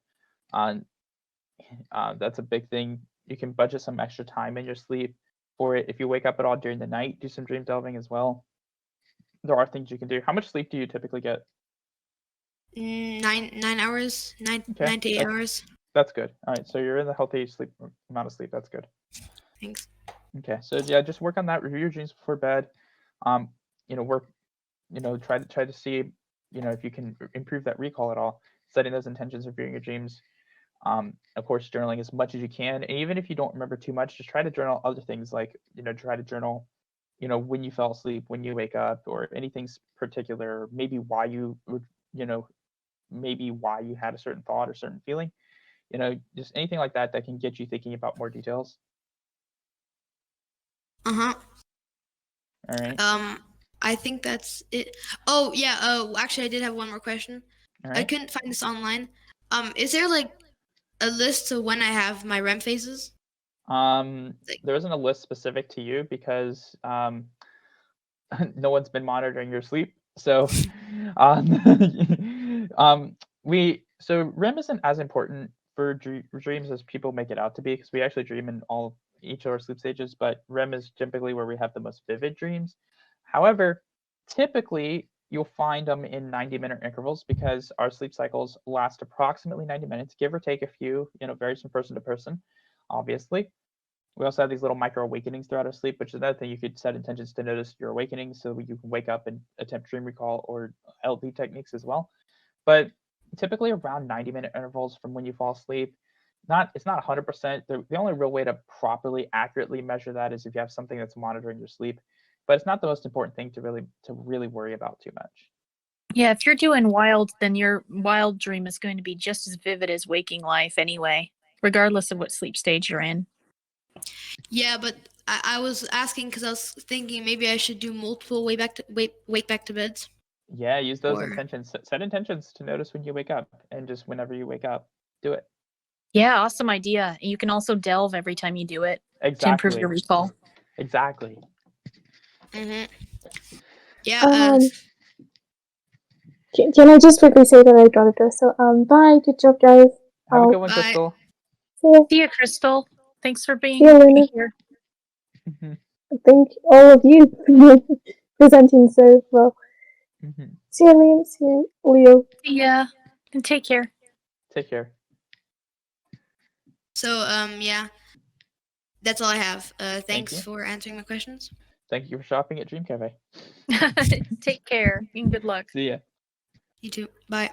Hey, Caden Cool, you are the next tribute from District 12. Come on up. Hello. Hi, welcome. Okay, hold on. Now that I'm put on stage, it's kind of hard to remember what I was going to ask. Oh, Aw. so I mean, I haven't really been thinking about lucid dreaming until like today doing this. But when I fall asleep, something I notice I really have trouble with is like I assume this is hypnagogia, but it's basically when I have hypnagogia, it's like everything all the time, nothing's in scale. I have a bunch of thoughts, and is there any way of like going through that without having as many thoughts? Or yeah. Right, so with hypnagogic hallucinations, you know if it does, I don't know what you mean by nothing's to scale. Like, can you elaborate a little bit on that? It's like everything like tends to change in size and proportions. I focus a lot on those when I think about stuff. Anyways, things aren't really even basically, and I tend to have trouble really focusing on what's going on because of that. Is That there is- any like Yeah. Well, I will So, say, yeah. Sorry. Go ahead. so are you seeing like shapes move or things in your room changing? I'm doing it with my eyes closed, so like usually like random shapes appear. Right. And then like I like open my eyes and like try to like look around, so therefore I can like have like a sense of scale, and I tend to notice things even seem kind of foreign. Okay, so that I've had that happen a lot. Can you try morphing those into a dream, like imagining them one of them morphing into like a portal? I mean, I've tried like changing their shapes. They're just like really unpredictable though. Okay, so like it's okay if they aren't exactly what you expect, but the goal is to get it so that it feels kind of like you're morphing into another dimension. Give yourself that sense that you're moving into a dream, and that'll allow you to transition. Okay, thank you. Mm-hmm. Cheers. Bye, thank you. You're Bye. welcome. Take care. You too. All right. See you. Shadow Neutrino, you are next. The price is Hello, right. can you hear Hello. me? Yes. Okay, thanks for having me. I've got 3 questions today. All right. Yeah, I believe it's 3. Okay, first up, do you think, well, have you ever, okay, so, I'm currently a student and, you know, we have to study, we have to revise and all that. Oh yes. Does, the Wake and Do's, like, a wilding affect sleep quality? Like, do you have any instances of just feeling very tired even though you've had enough hours of sleep after trying to lucid dream? Not really. No. Not really. No, So but I don't have it's to worry important to get about. enough sleep. If you're staying awake too long, that can be a problem. But if you're actually sleeping, then no. Okay. Thanks. Second question. So I have. Do you know what aphantasia is? The exact opposite of being blind while awake, which is what I have. You're not able to visualize very well or imagine things. Yeah, so basically I'm not very good at conjuring up images. For example, I can close my eyes, I try to imagine the room, I can see I can imagine how it would be like if I were able to make an image, but it just doesn't appear, it's not there. I just very Honestly, recently realized this. yeah. So would Um, that affect I don't know if I can do like an what is it? I've got the exact term. Like you think about something and then you just seamlessly You like go into the scene. imagination-based anchors. I will say this much, okay? So what you're describing is enough, honestly. You don't need a full crisp visual detail of something. Really, you're kind of associating conceptually with what that thing is. You don't need the full detail of it. I'm speaking for someone who does visualize quite a lot, but doesn't have much actual visual to go on. But you don't really need like the full visual detail. I don't know what it's like for you when you remember your dreams or when you remember your waking life memories, because you have seen things before, but how does that translate into your waking memory if you trying to think about something you've actually seen and experienced? Is about the same way, because that's probably going to be what your dream recall is like, is similar to what your waking memories are like in that sense, I'd imagine. and then And there's a whole other yeah. there's other senses you can use for anchors. Yeah. I don't even visual is only some of the time. I like to use sound anchors, so you could be listening to a sound instead. Mhm. Yep. I guess which is kind of funny because I the stuff that I experience in my daily life, my waking memory, I remember stuff. I can kind of visualize it in my head, but it's kind of just like lines and vectors and arrows. And when I remember my dreams, they're just kind of more vague. So I can remember an image, for example. I can remember a scene that happens, but when I try to imagine something, that's just not going to work. I wonder why though, because like, have you ever just done it based on memory? Like, you ever just done an image based on your own memory? Because it seems that there could be a little bit of a disconnect there in the sense that it might not be aphantasia in the same sense, because I think some people with aphantasia have that same problem with their own memories. And so if you can remember your own memories, then it sounds like you could probably train yourself to imagine things based on your own memories, because ultimately dreams kind of, a lot of what we dream about is these random amalgamation of various things that come from our own experience and memory, just twisted around and represented in new ways. And so have you ever imagined something specifically from your memory, like taking a memory of something that you have that you can recollect and recall and just imagine doing something in it? Well, I've tried doing that, but I just kind of fall asleep. I don't think it has anything to do with my aphantasia, though. It might just have to do with me just focusing on it too much, and then Yeah. kind of know I need to let go of this. I need to sleep and just kind of fall asleep without ever actually getting lucid. So it'd be really interesting to think if you could ever imagine something based on your own memories at all, because if you can remember your memories pretty clearly, then it begs to question, can you imagine something based on your memories if it's based on something you've seen before? Instead of trying to wholly reinvent the wheel and create something completely new, if you just make something based on something you've actually experienced before. Hmm. Okay, Like that helps. say for example, you're trying to imagine a building, a street, and a car. So say imagine your house and a road that you're familiar with and like the car that your parents drive. Or something like that. Like something that you would know well, like a specific thing, and see like, well, but I don't know if like could you ever do something like that? And then like take elements from specific memories and try to combine them. I wonder if you could do something like that. Well, I'm doing it right now. They don't really stay there. I can sustain them for like a second almost before they Interesting. just kind of vanish. It does make me wonder what actually causes that, because it sounds like a really interesting disconnect in the sense that you can remember things, but you're having trouble visualizing them. I can remember them, yes, but it's kind of like I can write a brief description, like for example in my dream journal, and write a brief description of what happened, like who and what color it was, but I can't really, put it into my head, form an image Oh, I in a got you. Oh, I sense. got you. Okay, okay. Yeah. All right, that makes more sense. I thought you were saying like you could actually do that with your memories. Okay. So that makes more sense. Okay. But yeah, we do have other senses. Sight is definitely not our only sense by a long shot. I mean, I'm blind, so. But yeah, you could always like think about sounds or tactile sensations. You could use external anchors for wild as well. So there's other options for you. All right. Okay. Last question.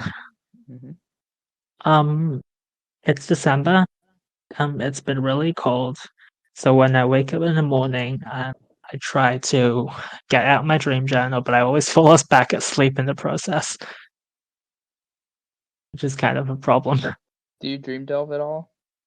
Well, yes, when I try dream delving, I just Oh, yeah. kind of fall back asleep. Do you 'Cause ever set a second alarm, like say 15 minutes later, to make sure you wake up? yeah, I've tried that.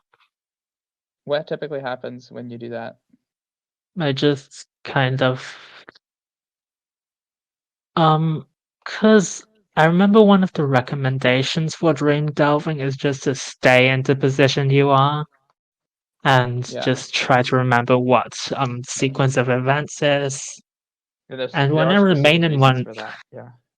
yeah, when I remain in that position for too long, I almost inevitably fall asleep, which is kind of bad because I need to go to school. Yeah. So I'd recommend setting like maybe you could either set 15-minute alarms or set like alarms 5 minutes apart, so they would constantly be interrupting you. That way, it either keeps you from falling asleep or it wakes you up. If you do fall asleep, you could also try to make yourself like less comfortable, like say maybe clenching something. You're trying to make yourself a little less comfortable. The reason for staying in the position that you woke up in specifically is called state dependent memory. That's because the state that we're in, it actually associates with memories and things that we've done. And so when you're in that state that you're sleeping in, it associates with your most recent dream memories, and it helps you to remember those. Oh.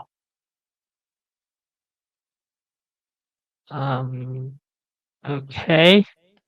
Okay, I think that's it. Thanks for having me. Have a My good pleasure. one.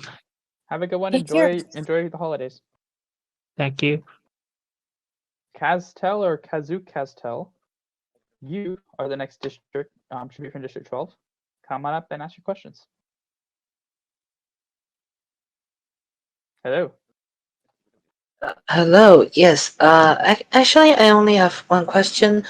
So I've been learning to lucid dream for quite a while now, and after trying out some of the methods, I realized that, hey, what was it called again? Waking up, exiting from a dream or something. The technique Dream exit initiated. DIOD. yeah, dream exit initiated. Yeah, I've noticed that. Yeah, it's easier for me to wake up and like notice, wait, something is not right in the dream, and just get lucid. But the thing is, for some reason, almost all the time, there are chances that I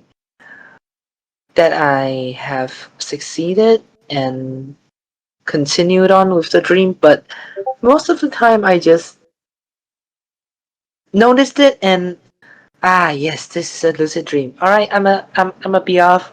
See you guys. And the moment I thought, all right, I'm just going to go through this door and go to another place that I think that I want to be, it just boom. I just came. I just wake up like this. It just How many keep. It just how keeps on many happening over and over again. how many lucid dreams do you have? Uh, actually, probably more than 10 times. I don't really count them. Okay, so not that many. Only a few really, I guess at that point. How long have you been practicing? Probably for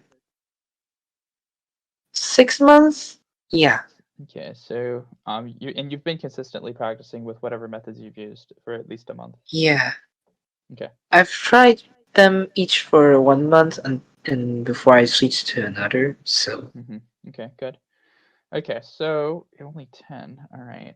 So you haven't had too many for starters, because one of the things, there are a couple things that can be happening here.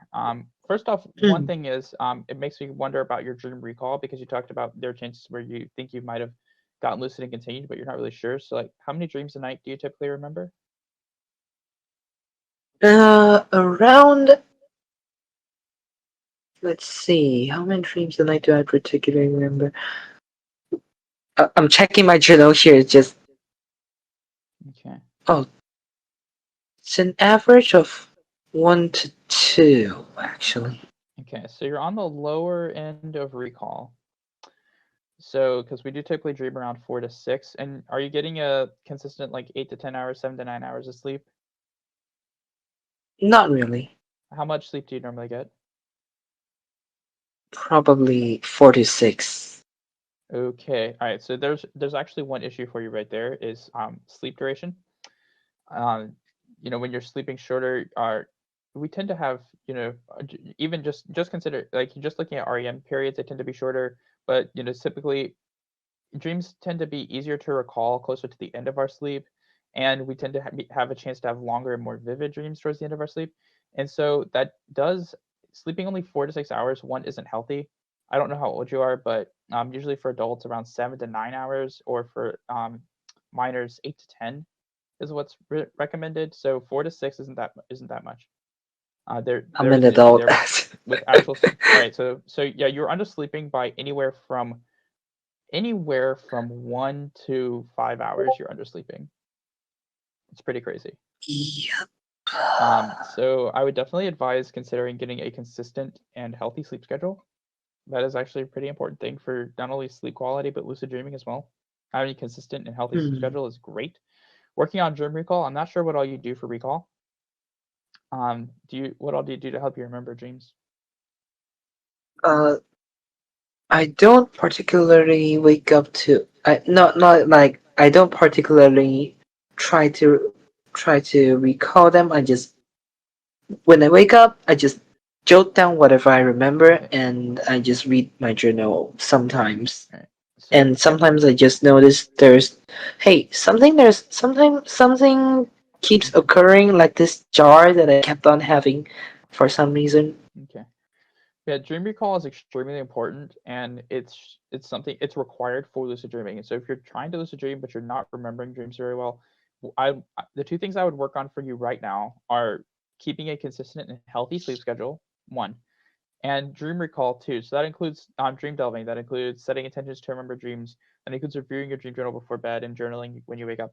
So all those things.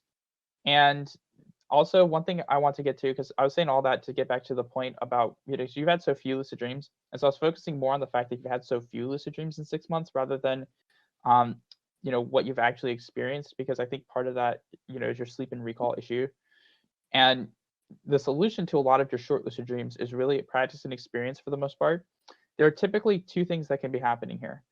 One of the things that can be happening is that you're getting lucid at or near the end of a dream. And so you're already close to waking up. You may be in the process of waking up already. And you happen to get lucid because you're getting more aware as you're starting to wake up.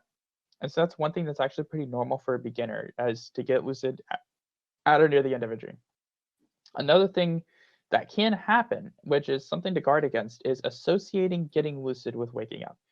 And that's where you make a connection. It's like, where you associate getting lucid to waking up. But the way this can happen is because, in our normal lives, we're used to sort of objective experiences. You touch a hot stove, you burn your hand. Okay, well, I'm not going to touch the hot stove again, because if I touch the hot stove, I'll burn my hand. And it's a survival mechanism. You learn not to do things through negative experiences because it helps you to survive in the future. Yeah, but And if it's green, you can touch that hot stove. The second time might not be hot. Yes, I was getting there. I was getting there. All right. So the thing about dreams is they're entirely subjective. So in waking life, you touch a hot stove, you burn your hand. That's an objective experience. In dreams, just because something happens one way doesn't mean it's going to happen that way in the future. However, because we are conditioned to objective reality, when we experience something in a dream, it's a very common thing for a beginner to experience something in a dream and to think, not only is this something that would happen every time I do this thing in my dreams, but this is something that would happen to other people too. So we tend to overgeneralize and objectivize purely subjective experiences.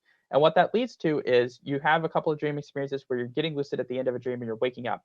And so you start associating lucidity with waking up, when that causes you to wake up in the future, because lucid dreams work through our perceptions and through what we most strongly associate with happening. And so this is something I'm warning you about, is that people is to keep in mind that your dreams are subjective and they can change. And just because something has happened doesn't mean it will or needs to happen again, because that's actually a pretty big pitfall, is to associate getting lucid with waking up, because that can cause some real headaches down the road. I see. Okay. Oh, all right. That's basically it. Thank you very much. My pleasure. Thank you for shopping at Dream Cafe.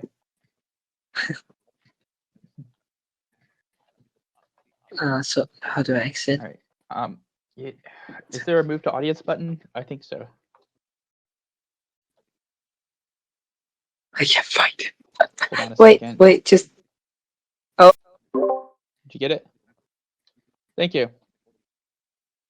All right. Tittle with 68 lucid dreams. You are next. Titta. Or Kruros 27, whoever you are.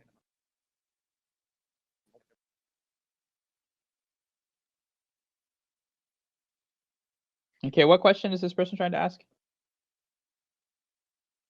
Someone said the captions are broken. Okay, hello. Hello.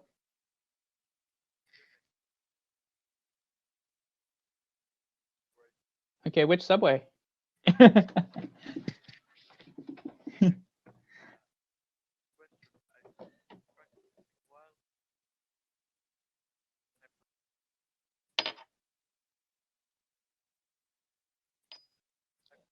Hypnagogic, yep.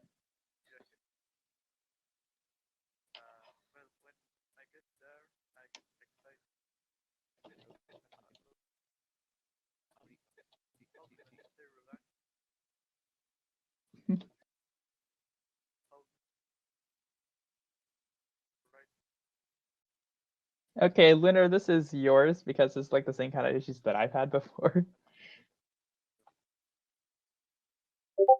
You still here? Is she still here? Lunar. My thing bugged out actually just now. So were you saying when to know when to open your eyes? Well, also he's saying that so he's basically having some of the same issues that I am, where he's noticing that he might be about to enter a dream. He's like getting excited, and he's basically anticipating it, kind of like I've done. Oh, okay. What I do during that time is dissociate out of my body. So like to describe that, you want to something that works really well for that is to imagine the sensation of leaving your body. Like imagine yourself wiggling out from under a blanket and floating up towards the ceiling. Like pick a spot or pick an area where you want to go and just imagine yourself going there, and eventually you'll start moving. And that can kind of distract you so that you're not, getting that anticipation thing going on. And it feels like it's kind of like when you're training dogs and the dog is all anxious and you're like, okay, no, we're going to go this direction. We're going to go in that direction. You change the direction of the dog. So they're not thinking about their anxiety. They're thinking about where they're going. So you can do the same thing with wild. Yep. And I am also curious what subway this guy's on. This person's on. Is it London Underground? Is it the Paris Metro? Is it somewhere in the United States or Canada? That's a good question.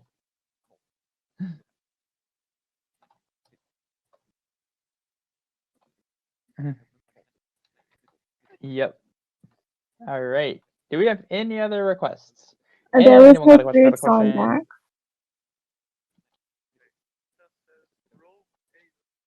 Oh yeah, the Brum only has 3 metro lines. Lol. Yeah.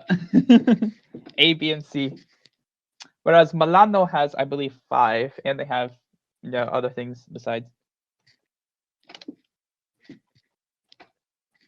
All right. Anyone else have any questions? Anybody? Oh, Subway restaurant. Lol. Although, if you're ever traveling to New York City, go to the 4750th Street Rockefeller Center station. There's an exit from there into the Rockefeller Center complex, and right near that entrance, there's actually a Dunkin' Donuts, and there's a Subway, which is right there in the subway, above the subway. It's really funny. First ate there like a decade ago. I thought it was really funny. There's a Subway in the subway. What is even happening? I don't know. Well, I don't know. I think you guys covered everything. I would, but there's Who no one would to we invite. There's no one to invite. If is there anyone who has any lucid dreaming questions for the panel? When I try wild, I have a very high awareness anger because I fall asleep very fast, and then I still fall asleep unaware. Our fellow. So, Yeah. have The you tried silence picking was out? Have you tried picking out an anchor that you're kind of emotionally invested in? Not something that's going to be like scary or too much, but just something you're like, oh, I'm kind of interested in that. Well, I remember when I was reading the Edward Wild section, I tried the anchors from there, and I was pretty invested in those because I was like, that's so cool. I'm gonna actually try Wild again because of it. And then it didn't work. Ah, shoot. Yeah, usually those kinds of anchors work really well because you're something you're interested in. Yeah, I don't know. I remember I tried counting, which I know you say doesn't really work for you, but I was trying multiple things at once just because I kept falling asleep unaware. I was like, how strong can I make this anchor to get to the point where I can't sleep? So that I then know, so that I then have an idea of where's the point where I can't sleep and where's the point where I fall asleep unaware, so that I can try and find the middle, right? But then I just kept falling asleep. So, yeah, that happened. That's a great way to figure out where to figure out your balance. If you keep doing that for, like they said, you want to do one technique for about a month. If you keep doing that consistently, eventually you're going to find that balance.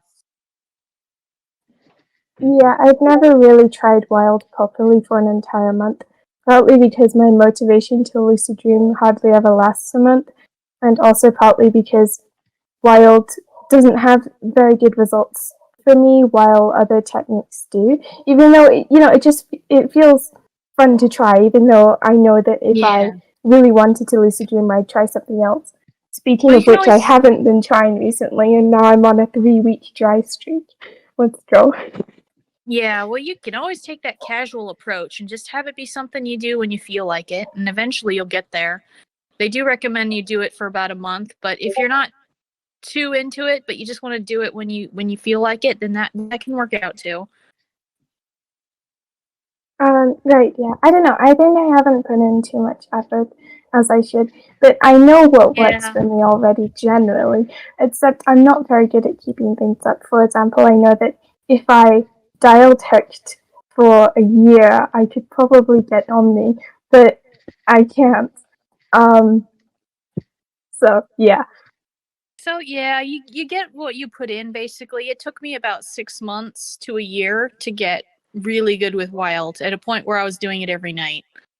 So I don't know how long it would take others, and that was from the beginning of the night with no resources. So it might be a little faster for some people. It just depends. Right, yeah. There's our friend Caden Cool. He would like to say something. Come on up. Hi, I'm not really sure if this constitutes a hand raise, but I remember the question I asked earlier. Is there any guided lucid dream things? There are a couple of things. There aren't many that I would typically recommend. There are a couple of what are you looking for in particular? I remembered when I was first getting into lucid dreams a while ago. I'm pretty on and off about it. But I remembered to try and meditate, I use not Squarespace, Headspace's little guided meditation things. So I was wondering if there's anything like that for actual lucid dreaming. You went to Squarespace and you built a website and used that. Okay. Unofficial. actually, probably I do know I am learning web development, so maybe I could make a website. Lol. Yeah. Okay. But as far as like lucid dreaming, there are a couple I think that deal with some like walkthrough guides, and I've done that with people in terms of like just specifically walking through how you do a technique. I would say in particular, there aren't a lot out there that I'd really recommend Like per like se. I'm saying, like you like play it, you like get on your bed, and then you like try to like you like follow to it, like sort of helps you guide you on your way to lucid dreaming. Yeah, I'm sure I could make one for a technique, but like that's not really something I've usually found that I recommend much of. I don't know of any that are specifically tailored to lucid dreams, but just wanted to mention I've done that a lot with TV and movies, and it works really well with just anything you enjoy. Yeah, I have thought of playing like the little Disney Fantasia thing in the background. That's something I thought of. Yeah, you can actually you can do wild staring at a TV or your phone. I've done that where I was watching something on my phone and I wilded, and the scene in it changed what I was watching because I started dreaming a different show. That's something I So, want to try. I will write yeah. that down. Yeah, you can try that. I just need to figure out how I would make it visible in front of me. Maybe I could use my VR headset. That could work. I don't know. Yeah, or if you're laying down on a pillow and just looking at it. Okay. I'll leave now. Bye. Thank you. Thank you. Our Good friend, luck. one of our myriad of friends from the UK, Shadow Neutrino, you have the floor.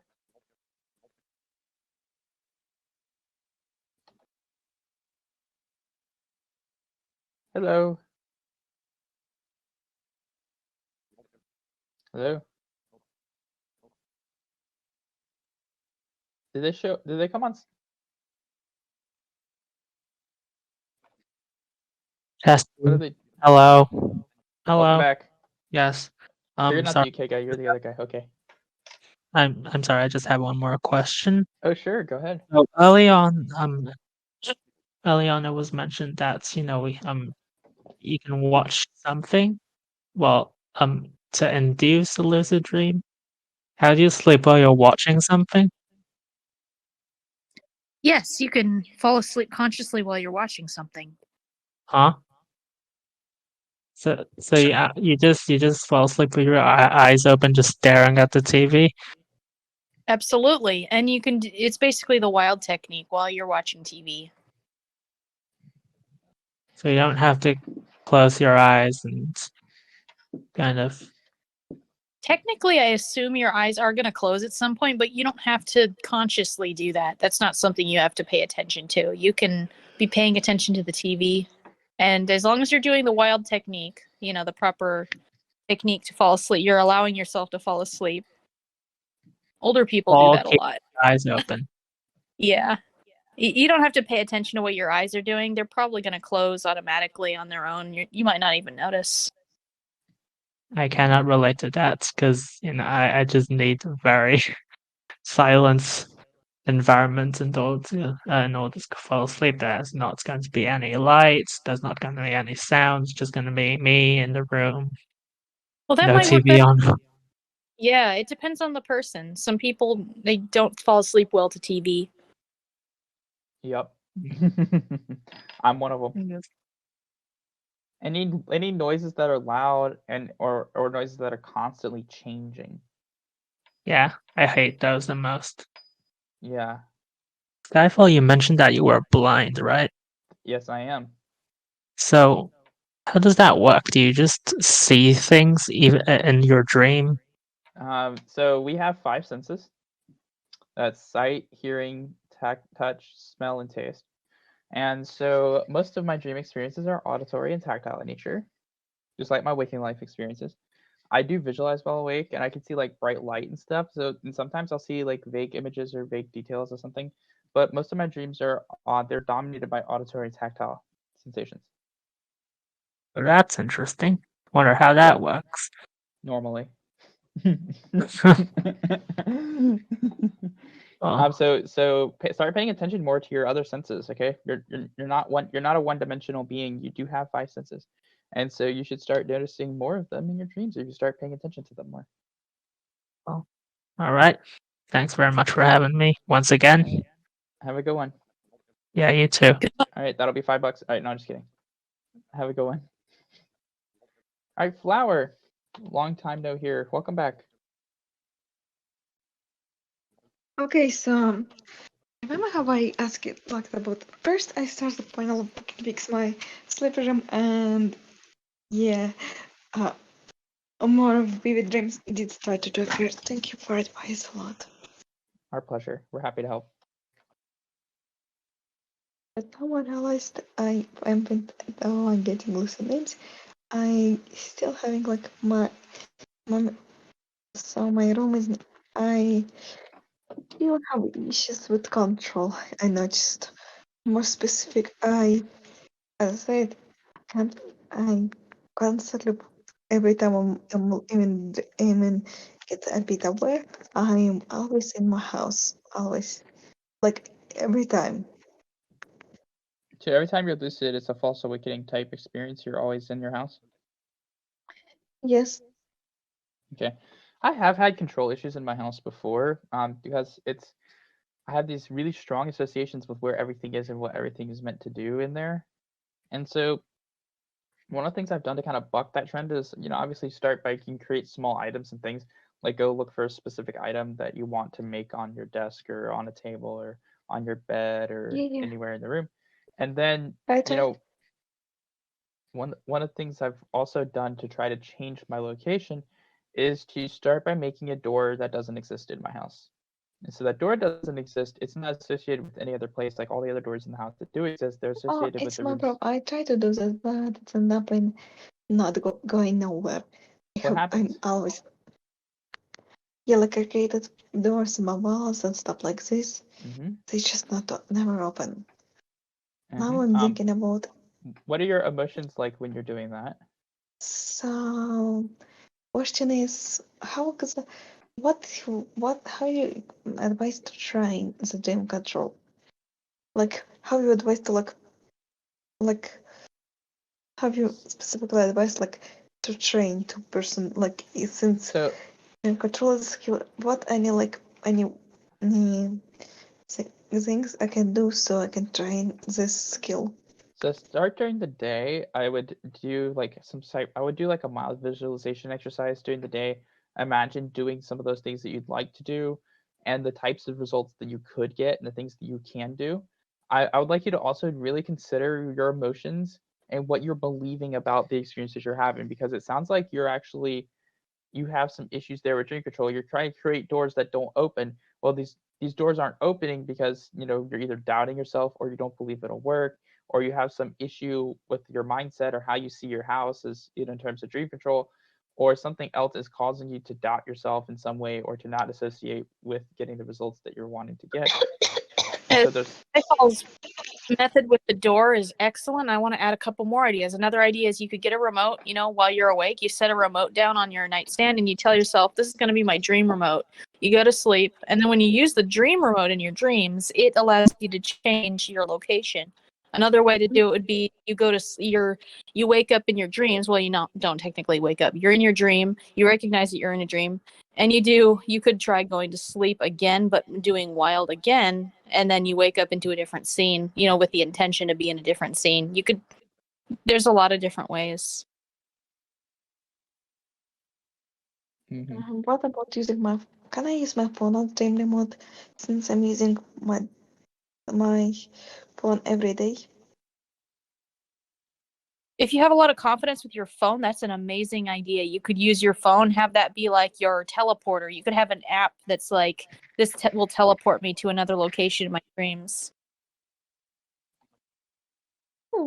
It is an idea, given I constantly using my phone and it's always in my hands. Yeah, that might work really well for you. Whatever just makes sense and seems like you'd have the most confidence with is likely going to work. Mm-hmm.